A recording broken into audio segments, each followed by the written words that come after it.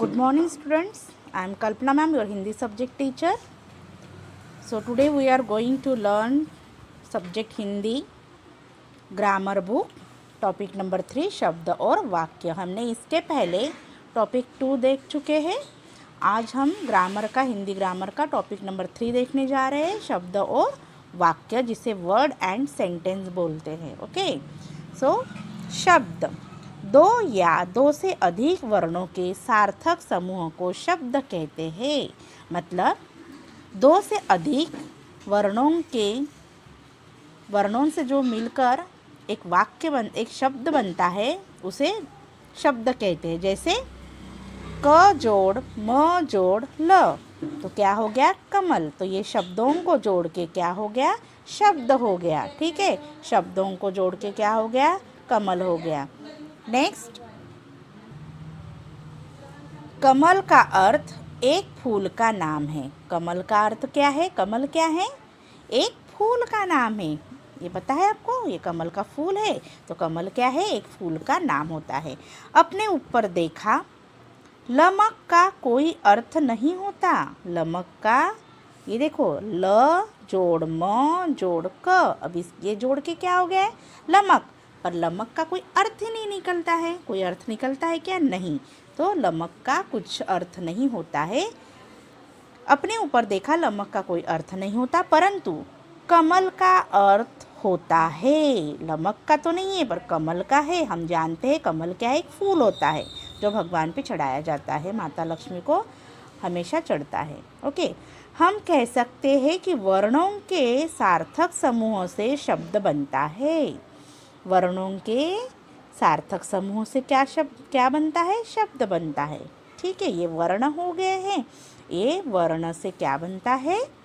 इनके जोड़ से शब्द बनता है। वर्णों के अर्थहीन समूह से शब्द नहीं बनता। वर्णों के अर्थहीन, जैसे कि ये अर्थहीन हो गया लमक। लमक का कोई अर्थ ही नहीं है, तो इससे कोई शब्द ही नहीं बनता। अब दूसरा हम जा रहे देखने वाक्य। ठीक है, तो आपको समझ में आ गया शब्द कैसे बनता है? वर्णों के सार्थक समूह से क्या बनता है?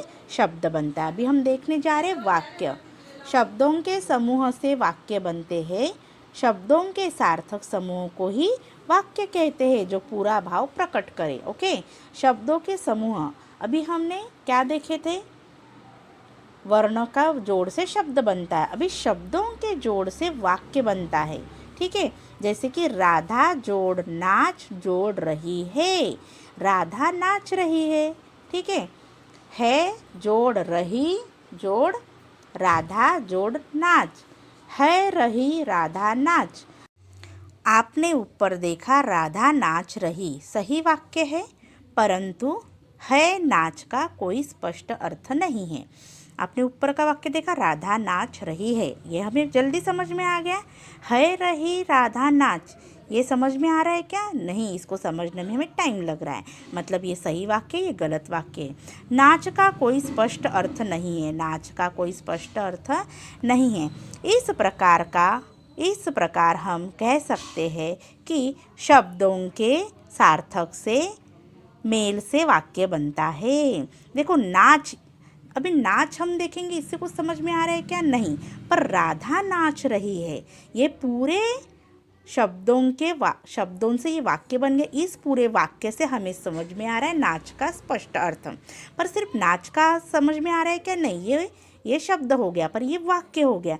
इस पूरे वाक्य से हमें समझ में आ रहा है कि क्या हो रहा है।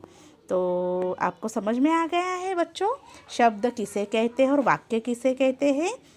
शब्दों के मेल से वाक्य बनता है और अक्षर के मेल से शब्द बनता है।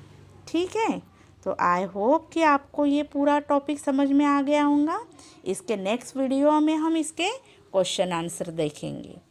ठीक है बच्चों, तो आपको ये वीडियो 2 से 3 बार देखना है और इस पाठ को समझना है। धन्यवाद।